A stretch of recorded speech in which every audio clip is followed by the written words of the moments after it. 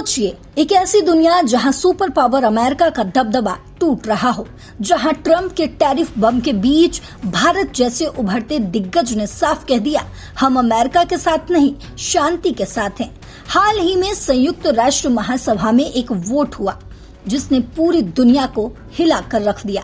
142 देशों ने फिलिस्तीन को अलग स्वतंत्र देश बनाने का समर्थन किया, लेकिन अमेरिका और इजराइल जैसे 10 देशों ने इसे ठुकरा दिया। भारत ने हाँ कहा तो वहीं अमेरिका ने ना कहा। सवाल, आखिर क्यों? अमेरिका को इससे नुकसान क्या है?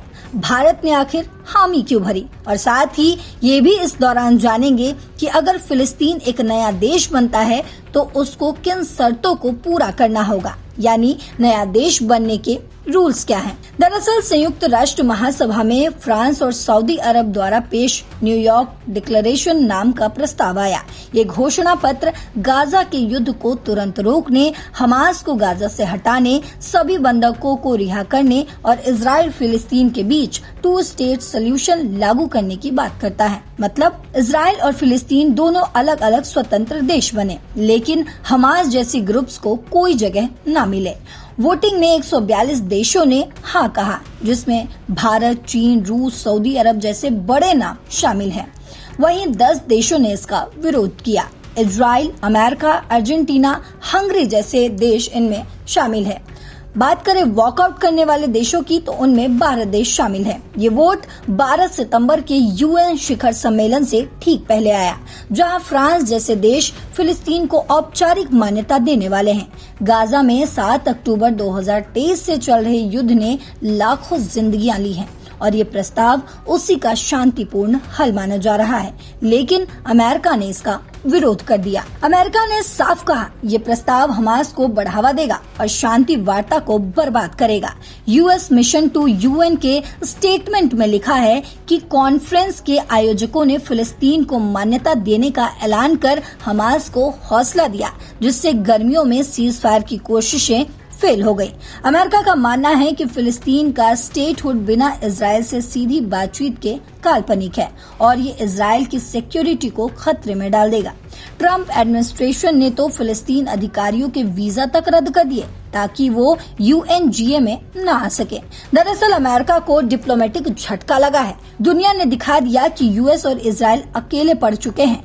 गार्जियन और रॉयटर्स की एक रिपोर्ट कहती है कि ये वोट यूएस को आइसोलेट करता है, खासकर जब जर्मनी जैसे इजराइल समर्थक देश भी 2 स्टेट सोल्यूशन के पक्ष में हो। मिडिल ईस्ट में यूएस की इन्फ्लुएंस कम हो रही है। सऊदी, यूएई जैसे अरब देश अब फिलिस्तीन की तरफ झुक रहे हैं। ट्रंप के टैरिफ वॉर के बीच ये वोट यूएस को बुली करने वाला सुपर पावर दिखता है, जो शांति के बजाय अपने दोस्त इजराइल को बचाने में लगा है। लंबे समय में अगर देखें तो अगर फिलिस्तीन स्टेट बना तो यूएस को यूएन के वीटो पावर का इस्तेमाल ज्यादा करना पड़ेगा, जो उसकी इमेज को खराब करेगा। अब समझते हैं कि आखिर ट्रंप के टैरिफ वॉर के बीच भारत ने अमेरिका के खिलाफ जाना क्यों सही समझा। भारत ने 142 देशों के साथ हाफ में वोट किया है। इसकी सबसे बड़ी वजह है भारत हमेशा से फिलिस्तीन का समर्थक रहा है। 1988 में भारत पहला नॉन अरब देश था जिसने फिलिस्तीन को स्टेटहुड दिया। द हिंदू और इंडिया टुडे की रिपोर्ट्स कहती हैं कि भारत 2 स्टेट सोल्यूशन के जस्ट पीसफुल और लास्टिंग मानता है। इजराइल की सिक्योरिटी के साथ फिलिस्तीन का अलग देश, गाजा युद्ध खत्म करने, हमास को हटाने और पॉपुलेशन को प्रोटेक्ट करने की कॉल में भारत ने देखा कि ये उसके वसुधैव कुटुंबकम के सिद्धांत से मैच करता है। इसके पीछे की वजह है एक तो ग्लोबल साउथ की लीडरशिप। भारत अब यूएस के खिलाफ खड़ा होकर अपनी इंडिपेंडेंट फॉरेन पॉलिसी दिखा रहा है।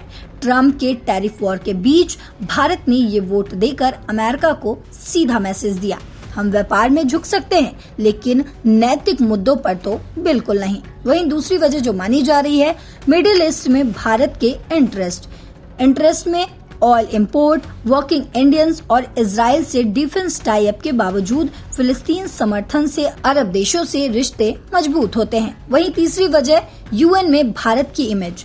पहले गाजा रेजोल्यूशन पर अब्सटेन किया था, लेकिन अब साफ स्टैंड लेकर वो ब्लेस्ड प्लेयर बन रहा है। ये वोट भारत को यूएन सिक्योरिटी काउंसिल सीट के लिए भी हेल्प करेगा।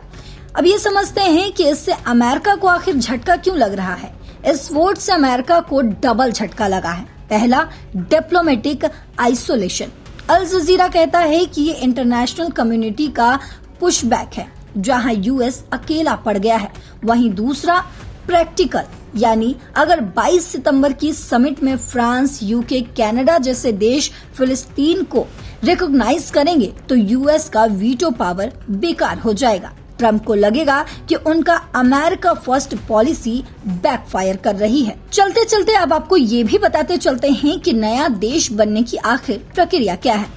यूएन चार्टर के मुताबिक रिकॉग्निशन दूसरे देशों का फैसला है, कोई फॉर्मल रूल नहीं है, लेकिन यूएन मेंबरशिप के लिए पहले स्टेट को अप्लाई करना पड़ता है, यूएन चार्टर स्वीकार करना पड़ता है, फिर सिक्योरिटी काउंसिल रेकमेंड करती है, यानी 5 परमानेंट मेंबर्स का वीटो हो सकता है, और आखिर में जनरल असेंबली में 2/3 मेजोरिटी से पास होना होता है। फिलिस्तीन के केस में यूएस वीटो की वजह से सुप्रीम कोर्ट में अटका है, लेकिन जीए में जैसे ये वोट 143 और 9 से पास हो चुका है, वही मोंटेविडियो कन्वेंशन कहता है नए स्टेट के लिए पॉपुलेशन, टेरिटरी, गवर्नमेंट और इंडिपेंडेंस की जरूरत है। फिलिस्तीन को 147 देश मान्यता दे चुके हैं, लेकिन यूएस जैसे बड़े देश ना दे तो भी मुश्किल है। तो ये वोट सिर्फ फिलिस्तीन की नहीं बल्कि पूरी दुनिया की शांति की जंग है। भारत ने साबित कर दिया कि छोटे देशों की आवाज बड़ी हो सकती है।